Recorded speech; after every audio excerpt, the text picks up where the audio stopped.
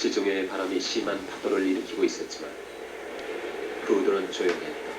낡은 배들이 그 적막함 속에 묶여 있었다. 모든 것이 정지돼 버린 듯했다. 남프랑스 스페인 접경의 작은 항구 도시 꼴리오.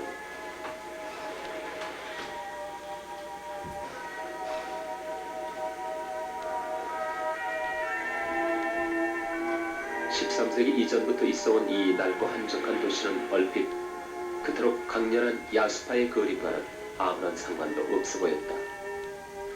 그러나 이 도시엔 앙드레 드랭거리, 앙리 마티스 광장이라고 명명된 곳들이 있다. 꼴레오는 야수파의 기수인 마티스와 드랭이 사물 고유의 색채를 해방시키고 야수파의 깃발을 올린 예술의 산실인 것이다. 마티스와 드랭은 서로 마주보고 상대의 얼굴을 그리면서 예술적 동지로서의 공감을 나누었다고 전한다. 영국 런던의 테이트 갤러리는 꼴리오에서의 두 사람을 재현이라도 하는 두 야수파의 창시자들을 상징적으로 배치해놓고 있다. 이것은 마티스가 그린 드랭의 초상화인데요. 이 작품을 대할 때 우리는 먼저 부자연스럽다는 느낌을 갖게 됩니다. 왜냐하면 머리나 눈, 수염이 초록색으로 그리고 얼굴은 노란색과 주황색의 밝은 색조로 처리되어 있기 때문이죠. 마티스가 이 작품을 그릴 때 모델이 된 드랭은 나무 아래에 서 있었습니다.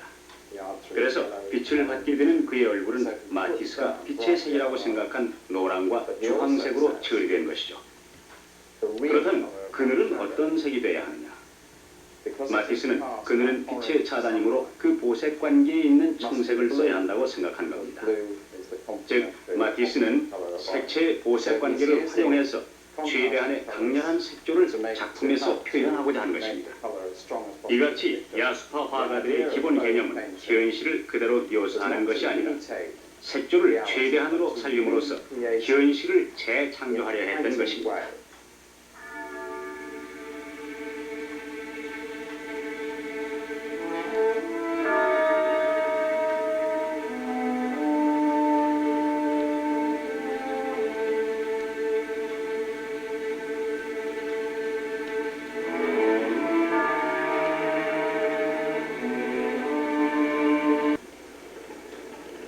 오랜 세월 변함없이 흐르고 있는 세르강과 강을 가로지르고 있는 다리, 낮고 낡은 회색의 건물들, 그리고 강변의 노점들. 다리의 명성은 변하지 않았으므로 지켜지는 듯하다.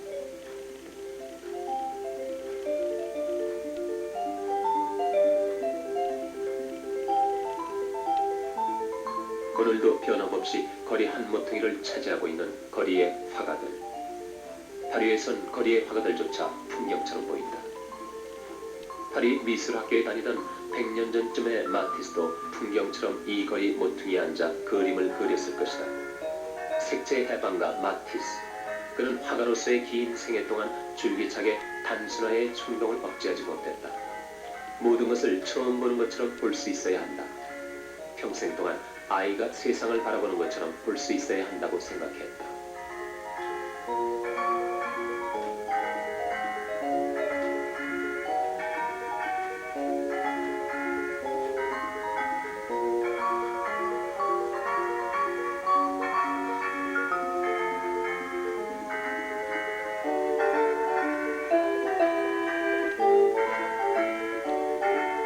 실제로 그의 그림들은 어린아이가 그린 그림처럼 보인다. 단순하고 색채는 제멋대로 있다. 그러나 이 그림은 여름 오후의 건강한 즐거움과 누리 끝에 단잠을 느끼게 한다. 밝고 따뜻한 삶의 분위기가 있다.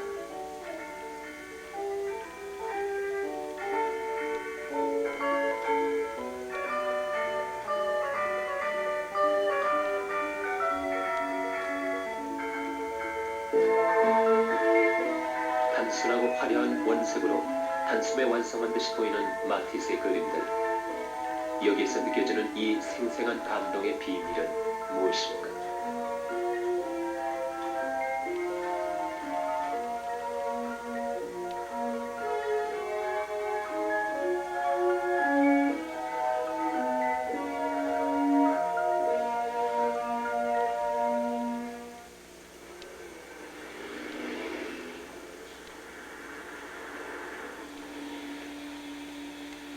앙리 마티스는 북프랑스의 르가토에서 태어났다. 1869년 12월 31일. 아버지는 곡물상이었고 어머니는 상당히 재능 있는 아마추어 화가였다고 전한다. 한적한 지방도시의 곡물상인이었던 아버지가 앙리 소년에게 걸었던 기대는 매우 현실적이고 소박한 것이었다. 지방사회에서 존경받는 관리나 법률가가 되는 것, 아버지의 꿈은 실현되는 듯했다. 앙리가 법률가가 되는 착실한 모범생의 길을 걸어주었기 때문이다.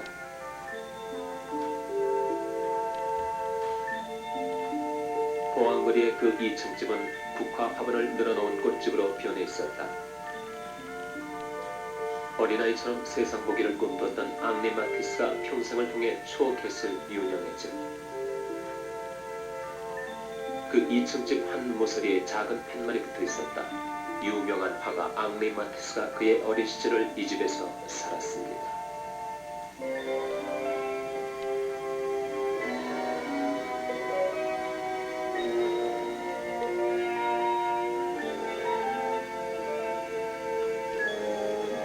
예술 지망생들의 동경인 파리. 그러나 마티스가 처음으로 파리에 온 것은 법률 공부를 하기 위해서였다. 변호사를 지망했던 시골 청년 마티스가 청혼의 꿈을 품고 유학했던 파리 일대학의 법률학부.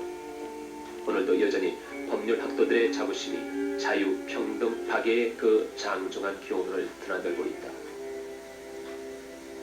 마티스는 이곳 가트에서 태어나 여기서 좀 떨어진 보행에서 어린 시절을 보내게 됩니다.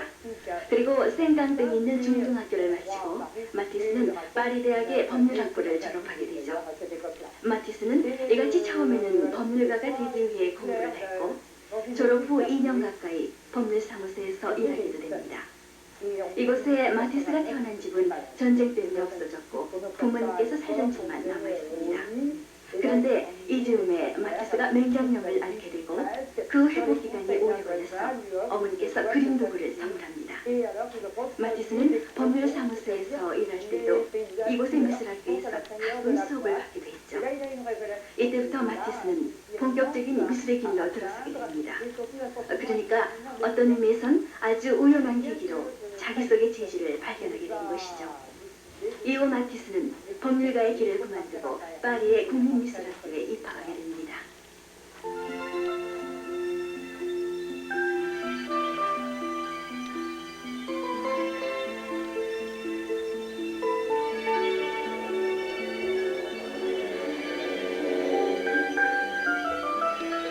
법률 공부를 하는 동안에는 단 한 차례의 미술관 관람조차 하지 않았던 마티스. 그의 두 번째 파리 입성은 미술 공부를 하기 위해서였다. 미술학도로 전향한 마티스가 본격적인 미술 수업을 시작한 파리 드라곤거리의 아카데미 줄리앙. 그곳엔 마티스가 수업했을 당시의 간판이 그대로 붙어 있었다.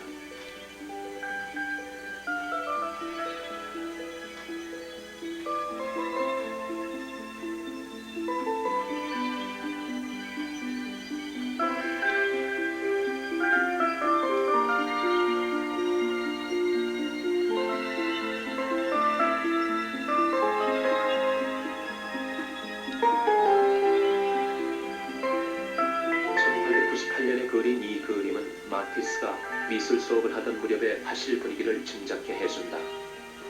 당시의 파리엔 새로운 조형에 도전하는 젊은 화가들이 근대 회화로의 돌파구를 찾으려는 움직임이 일고 있었다. 그들에게 인상파의 화풍은 이미 낡은 것이었다.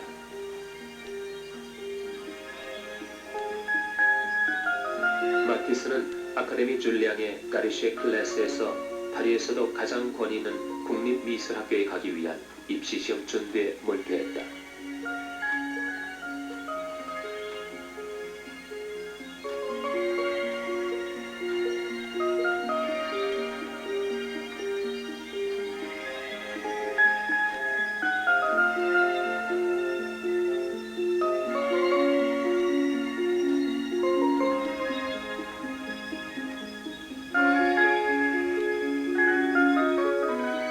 에콜 데 보잘, 국립미술학교. 이 엄격하고 권위적인 학교는 모든 미술학도들의 선망이었다. 변호사 수업의 마지막 단계에서 전격적으로 전향했던 마티스.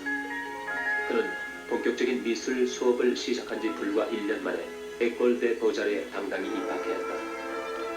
천부적인 재능 외에 그에겐 자신에게 매우 엄격했던 지성이 있었다. 마티스는 이곳에서 그가 평생 잊지 못할 스승 모로를 만난다. 모로는 서양 미술사의 화가로서가 아니라 위대한 스승으로 기록된 특이한 인물이다. 그의 교실에서 루오의 강렬한 개성과 마티스, 마르케, 카모엔 같은 젊은 야수주의자들이 길러진 것이다. 그는 국립미술학교 특유의 아카데미즘은 물론 자신의 주의나 기법조차도 강요하지 않았다. 그가 요구한 것은 개성이었다. 그리고 그는 대번에 무명의 미술학도 마티스의 장래를 알아보았다. 마티스는 이곳에 오면서 모로의 교실에 등록하게 됩니다. 그 당시 모로는 젊은 화가들로부터 많은 존경을 받고 있었고 그 나름의 독특한 방법으로 작품 활동과 함께 교수로서의 임무를 행한 것이죠. 그때 모로가 마티스에게 한 말이 아주 유명합니다. 그것은 당신은 회화를 정화하는 성인이 될 것이오 라는 말입니다. 당시의 화단은 전통적인 영향에서 벗어나 각종 새로운 조류들이 형성되고 독자적인 길들을 걷기 시작한 때입니다. 특히 이때는 인상주의 세력의 약화, 상징주의의 대두 등으로 화가들의 표현 양식이 훨씬 자유스러워졌다는 것입니다. 그리고 20세기에 들어서 살롱 도톤노의 야스파 전시회, 피카소와 그의 이은, 큐비즘 등 양식의 다양성은 한마디로 말하기 어려울 정도. 이 과정에서 마티스는 드랭, 플라멩크, 마르케 등과 함께 색조를 최대한으로 강조하는 야스파의 천막을 열게 되는 것이라고 말할 수가 있습니다.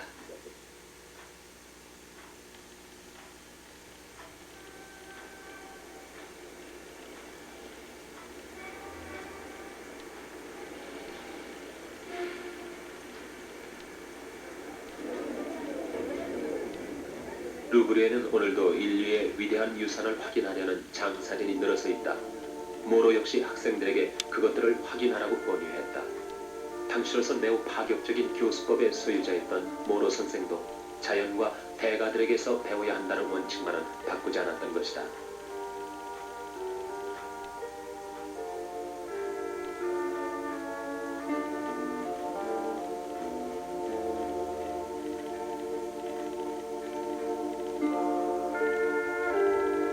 마티스는 날마다 루브르에 와서 르네상스의 거장들을 만났다. 미켈란젤로, 라파엘로, 다빈치. 마티스는 수없이 그들의 그림을 모사했다.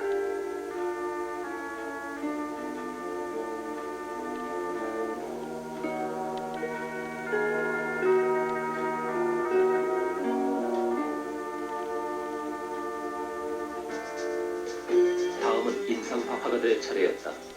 인상파의 대부 피사르에서 인상주의를 발견한 마티스는 이어 신인상파의 대가 세잔의 영향을 받는다. 가난한 무명 화가에 불과했으면서도 세잔의 새 용료를 구입했을 만큼 마티스는 세잔을 좋아했다.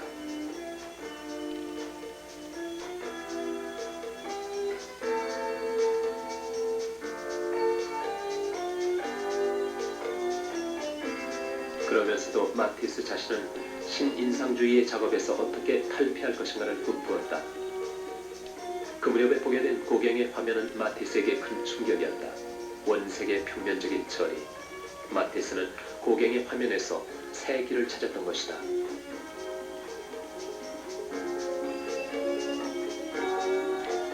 마네나 모네처럼 빛을 빛으로서가 아닌 색으로 포착할 수 있다는 가능성을 깨닫게 된 것이다.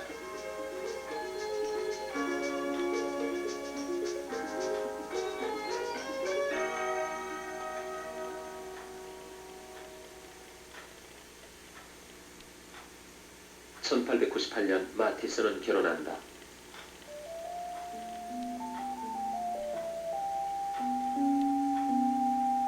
그는 신부 파레르와 함께 런던으로 신혼여행을 떠난다. 밀월 중에도 끊임없이 화랑술래를 거듭했던 마티스.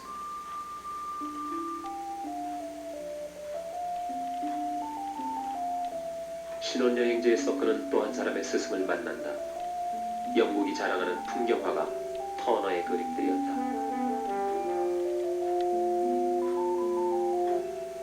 마티스는 터너의 작품에도 매료된다.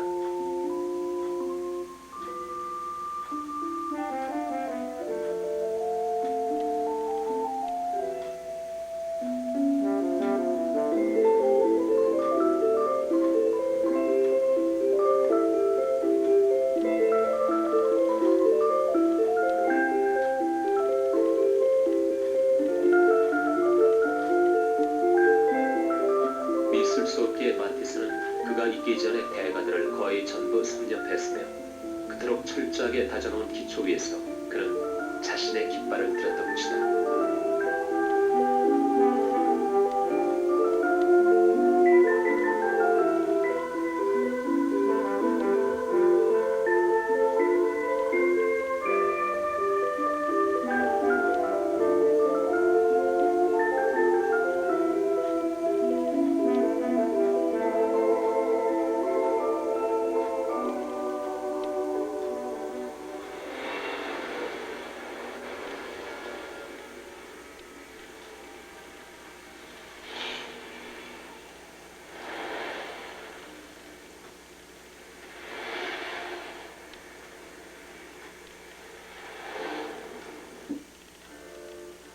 그의 고향 르카토에 세워진 마티스 미술관은 수업기에 그가 어떤 과정을 거쳐 변모되어 가는가를 한자리에 모아 보여주고 있다.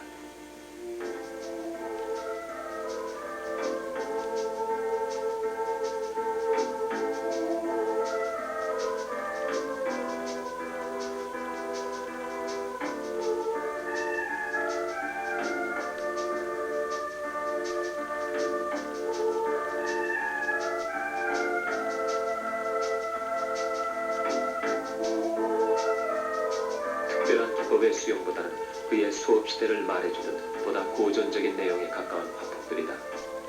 후기에 그가 걷게 되는 화려한 색조의 길과는 달리 어두운 화면으로 처리되어 있다. 그리고 작품의 전체적인 구성은 정통적인 방식에서 벗어나지 않고 있다.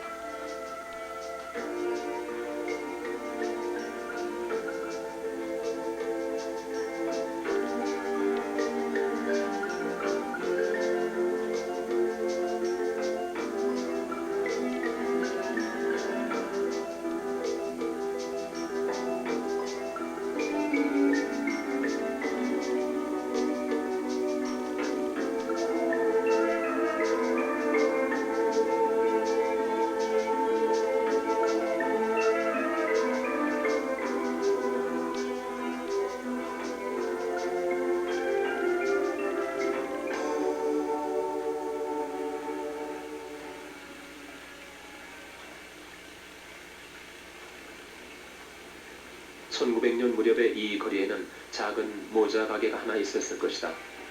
마티스의 젊은 아내가 생활비를 벌기 위해 열었던 작은 모자 가게. 지금은 그 자리조차 찾아보기 어렵다. 마티스가 이따금씩 리셀리오의 거리에 나가 행인들의 싸구려 초상화를 그리던 무렵이었다.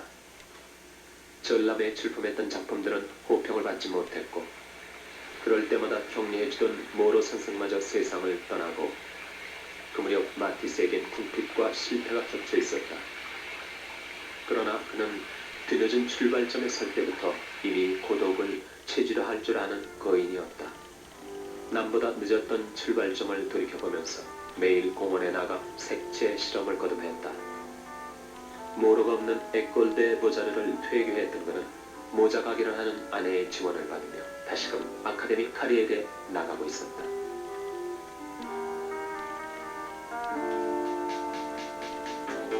빛을 찾아서 아카데미 카리엘에서 만난 드랭과 함께 마티스의 리비에라 해안 여행은 잦아지고 있었다. 지중해의 강렬한 햇빛 속에서 빛에 대한 관심을 키워간다. 그러나 인상파 화가들과는 달리 빛을 밝음으로서가 아니라 색으로 포착하고 싶었다. 르노와르나 세잔의 영향을 자기 나름으로 소화하기 위해 노력했으며 신인상주의의 분할 점묘 기법을 섭렵했다.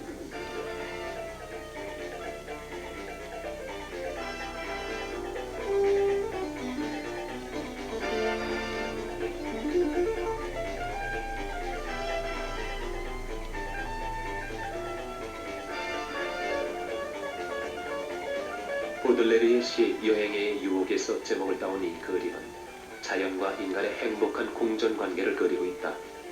그러나 마티스의 의도는 그렇게 단순한 것이 아니었다. 캔버스라는 2차원의 세계에서 사물 고유의 색을 해방시키되 완벽한 조화를 실현한다. 마티스와 드레이는 그런 목표를 향해 색채를 재구성했다.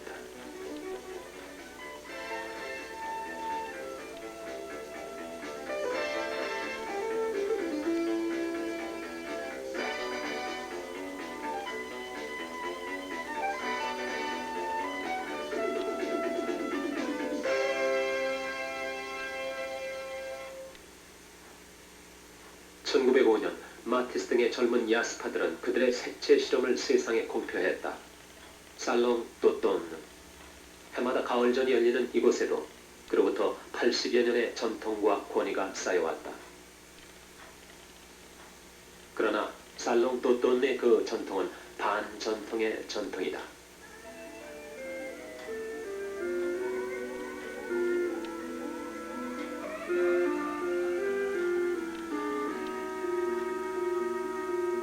(1987년에) 살롱 또또네에는 인상주의로부터 표현주의, 비상징주의, 추상주의, 거의 모든 경향의 작품들이 한자리에 모여 전시되고 있었다. 그것이 1903년 이래 살롱 또또네의 전통이었다. 1905년에 살롱 또또네에는 마티스를 비롯한 젊은 화가 그룹에게 야스파라는 이름을 부여했다.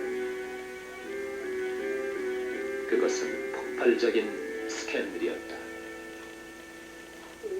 원래 이 살롱 도또는 국가에서 주도하는 전람회의 관료적이고 형식적인 면에 대항하려고 창립된 것입니다. 그 당시 건축가이던 프랑스 주르당의 주도하에 창립된 이 전시회는 세잔, 고갱, 마티스, 로 등등의 대가들의 전시회를 통해서 그 위치를 확립해 나가게 됩니다. 여기에 전시되는 작품은 그러나 꼭 유명 작품만은 아닙니다. 화가라면 국적과 나이와 학력에 관계없이 심사위원회의 결정에 따라 전시되는 것이죠. 올해 전시회는 회화, 조각, 사진 등 거의 모든 부분이 망라되어 있는데 대체로 표현주의적인 경향이 지배적인 것으로 보입니다. 그런데 1905년 6년 야스파 전시회 때의 반응은 보다 특이한 것이었습니다. 이들 화가들의 그림이 처음 일반에 공개됐을 때 관객들은 놀란 정도를 넘어서 오산이나 지팡이로 작품을 친 경우도 있었다고 합니다. 비평가들도 이 작품을 파렴치한 것이라고 매도했고 심지어는 그들의 정신 상태가 의심스럽다고 말하기도 했죠. 이들에게는 빨간 나무니 밤색 바다니 하는 색채의 사용이 도저히 용납될 수가 없었던 것입니다.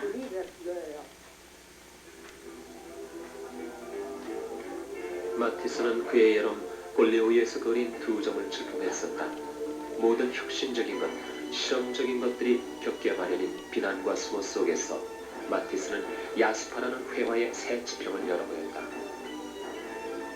굵고 대담하고 격렬하고 빨강과 녹색의 대비가 강렬한 색광을 발산하는 골레오이의 창. 이 그림은 어린아이처럼 순수한 시각적 즐거움을 불러일으킨다. 색채의 눈부시게 명쾌한 혁명, 마티스가 실현한 색채 해방의 효과였다.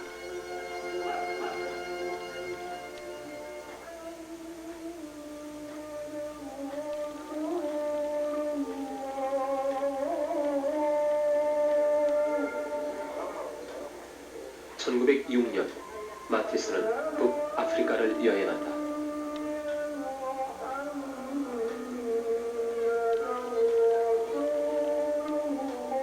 북아프리카의 비스크라 여행을 통해 마티스는 아라베스크 문양들과 만난다. 생명적이며 식물의 꿈처럼 유동하는 선. 아라베스크 문양은 무한한 갈망을 암시하고 있었다.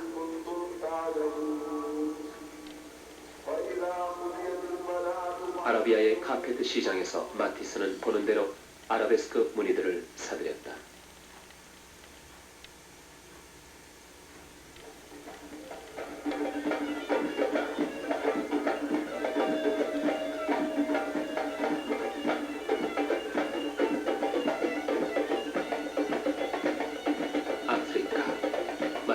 이 원세계 나라에 매혹됐던 것이다.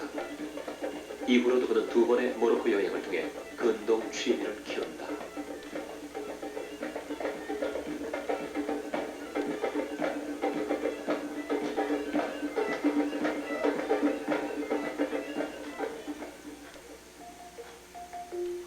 아프리카 여행에서 돌아온 그는 아트리에의 한 모서리를 아랍 토부의 궁궐처럼 꾸며놓고 작업했다. 오달리스크는 옛 터키의 후궁에 있던 아름다운 궁녀들을 말한다. 그 아름다움과 이국투, 화려한 옷감과 보니 오달리스크는 마티스의 타고난 색채 감각과 짜임새를 나타내는데 가장 어울리는 처녀였을지 모릅니다. 아라베스크 무늬는 마티스의 호사하고 화려한 기호를 자극했으며 그것은 배경을 크게 장식하는 장식적인 요소로 나타난다. 색채의 단순화를 통해 발성한 장식성, 그것은 자칫 화면을 경직시켜 단순한 무늬의 기록으로 떨어져버릴 함정을 지니고 있다. 마티스는 이 단순성의 세계에 리듬을 주어 오히려 생기 있는 세계로 변화시켜놓고 있다.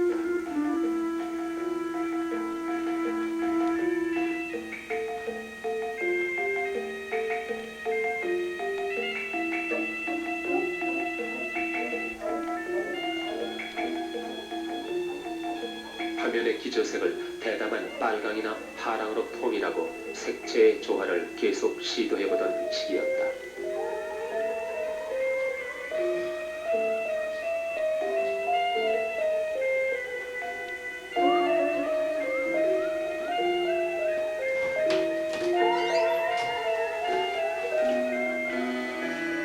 테이블도 벽도 의자도 모두 빨갛게 타오르고 있다.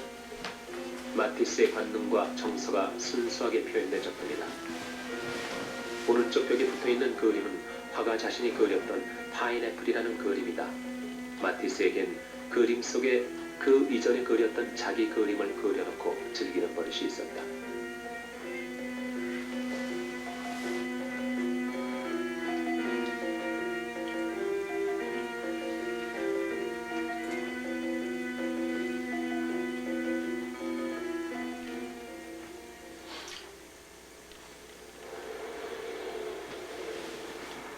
세르 강변, 노틀담 사원이 바라다 보이는 뚜르넬 거리에는 그가 창문을 통해 바라보며 수없이 많은 노틀담 사원을 그렸던 그 아트리에가 여전히 남아있다.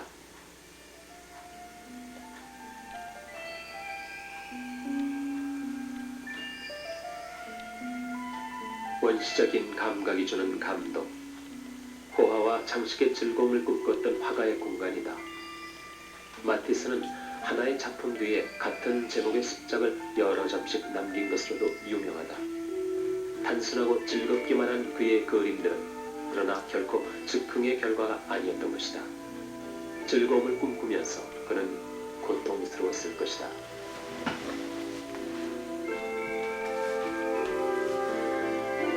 그림을 그릴 때 온갖 소도구들을 동원하던 화가의 방에는 그의 손길이 닿았을 그것들이 여전히 남아 34년 전에 죽은 화가의 존재를 알리고 있습니다. 지금 이 방에 있는 가구, 특히 이 소파는 아주 낯익은 건데요. 마티스의 작품에서도 봤습니다. 이 방에 있는 대부분의 책이니 가구, 소품들은 저희 할아버지의 소지품입니다.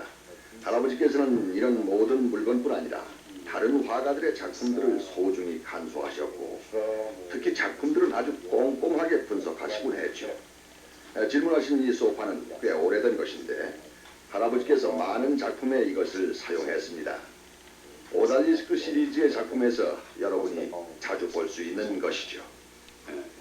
그럼 이 사진에 대해서도 설명을 해주시죠. 어린 시절 사진인데요. 예, 어디? 이 사진은 1936년에 이세에서 찍은 겁니다. 그때 제 부모님께서는 외국에 가 계셨기 때문에 제가 할아버지와 함께 살고 있었죠. 제 할아버지는 미술에서뿐 아니라 모든 면에서 지식이 풍부했고 또 매우 엄격한 분이었습니다. 거짓말과 확실치 않은 태도를 용납하지 않았죠. 그렇지만 그런 엄격한 교육 외에는 매우 활발했었고 늘 자상한 강한 모습을 보여주셨습니다. 또 하나 기억에 남는 일은 할아버지께서 대신에 가위로 색종이 그림을 만드신 일입니다.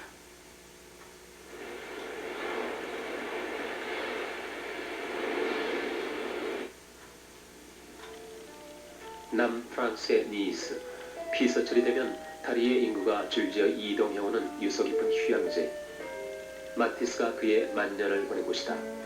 1941년 리오마티스에 걸려 병상에 눕게 된 마티스는 니스로 내려와 레지나 호텔에 장기 투숙한다.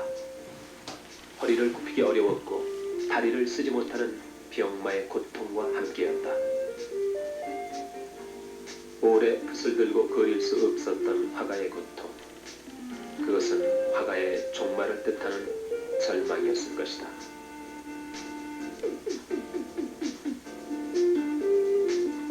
그로부터 40여 년, 레지나 호텔은 아파트로 바뀌어 있다. 마티스 만년의 집, 그 절망의 방은 남아있지 않다. 남아있는 건 극복의 신화뿐이다. 몸을 마음대로 움직일 수 없었던 마티스. 그는 타고난 의지와 감각으로 전혀 새로운 방법의 탈출구를 찾아냈다. 캔버스에서 멀찍이 떨어져 긴 장대 끝에 붓을 끼워 그렸으며 휠체어에 앉아 색종이의 신화를 탄생시켰다. 가위는 붓보다 더 감각적이다.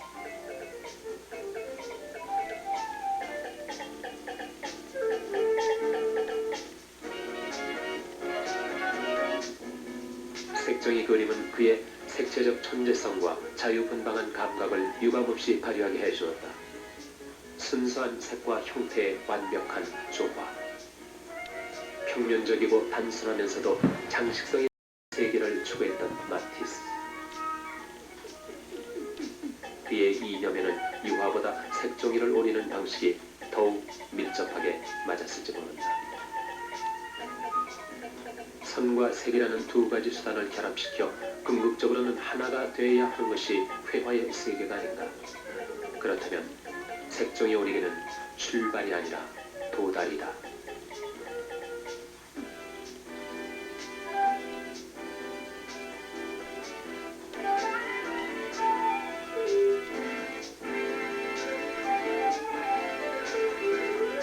가위로 그린 색종이 연장은 마티스 예술의 귀결점이었다.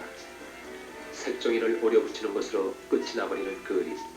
그것은 화가에게 있어 얼마나 무서운 세계인가.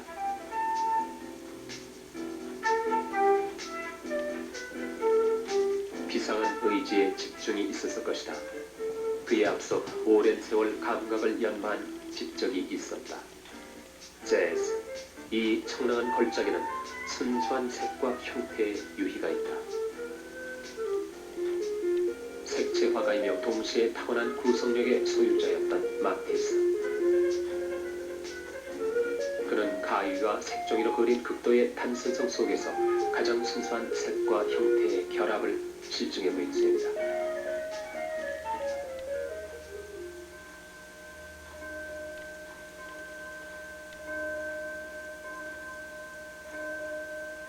니스에서 서북쪽으로 20km, 방수의 언덕 숲 사이로 보이는 작은 성당. 도미니크의 수도원의 로자리오 성당이다. 그러나 사람들은 모두 마티스 성당이라고 부른다. 설계에서 장축에 이르기까지 마티스에 의한 것이기 때문이다.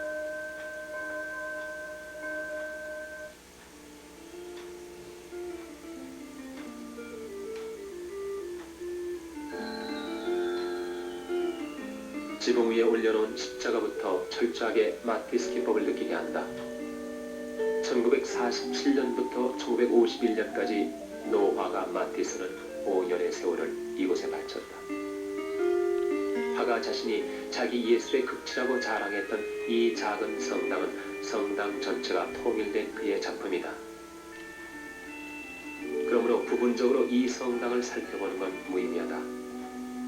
성당 벽화의 단순한 선과 스테인드 글래스의 청록황의 색채를 함께 봐야 비로소 마티스 예술의 도달점을 깨닫게 되는 까닭이다.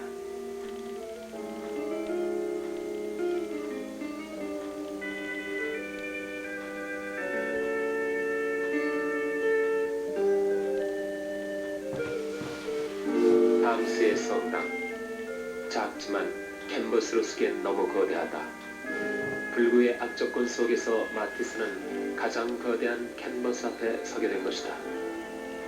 방스에서도 온 사람들은 몇 날 며칠을 두고 꼼짝도 하지 않고 휠체어에 앉아있는 그를 발견하곤 했다. 그는 창문을 통해 들어오는 빛을 보고 있었다. 창문을 통해 성당 바닥으로 떨어지는 빛. 그것은 시시각각으로 변화한다. 마티스는 수천 수만의 그 빛을 모두 포착하고 흡수하려 했다. 십자가의 길. 이윽고 그는 이 검고 진한 선묘에 순교했다. 흰 타일 위에 검은색의 선만으로 완성해놓은 세계. 이것이 색채화가 마티스가 마지막으로 도달한 세계였다.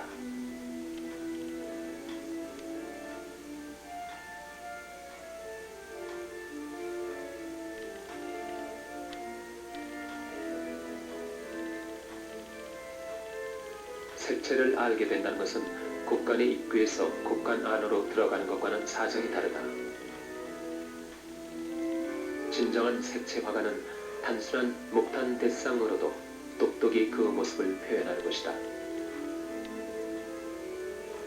마티스는 색채의 곡간 안으로 들어가기 위해 80평생을 그 엄숙한 준비에 바쳤다.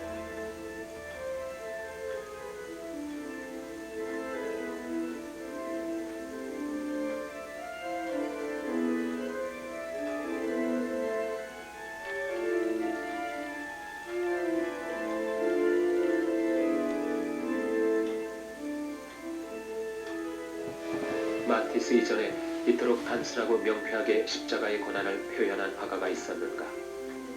마티스의 세계는 보는 이에게 고통을 주지 않는다. 그러기 위해 화가 자신은 자신의 고통을 철저하게 감추어야 했다. 고통은 온전히 화가의 몫이었을 뿐이다.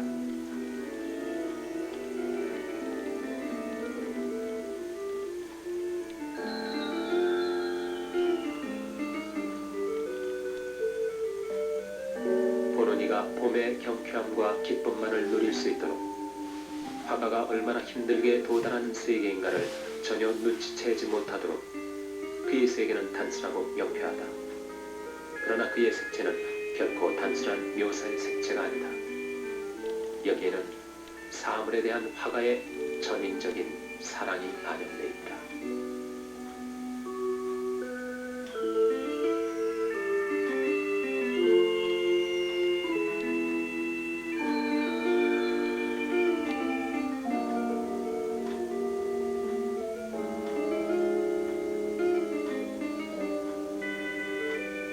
예술가가 자기 예술에 대해 사랑을 품을 때 그것은 곧 고통이 된다. 자신의 한계에 대해 절망하는 고통. 그 고통이야말로 예술가의 종교가 아닌가. 마티스는 그 종교에 순교했다.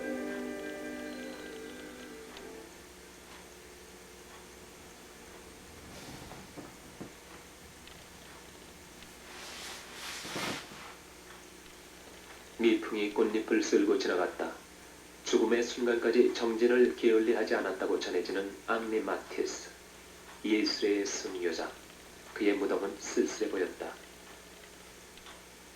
묘석은 그의 생애가 그랬던 것처럼 엄격하고 네모 반듯하게 누워 있었다. 1954년 11월 3일 니스에서 사망. 앙리 마티스는 85세의 생애를 마쳤다.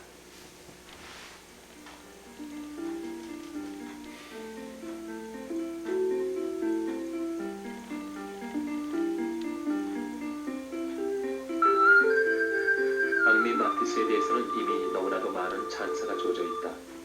그것은 당연하다. 화포라는 한정된 투기장 위에서 마티스만큼 훌륭하게 감각의 모든 빛을 해방하고 동시에 질서의 승리를 실현해낸 화가는 없기 때문이다. 색채의 해방가 앙리 마티스. 그는 예술의 혁명가였다. 마티스가 일으켜놓은 현대 회화의 혁명. 그 혁명의 힘은 어디로부터 온 것인가? 끊임없이 자기 자신에게 절망할 줄 알았던 바로 그 절망의 힘이 아니었을까.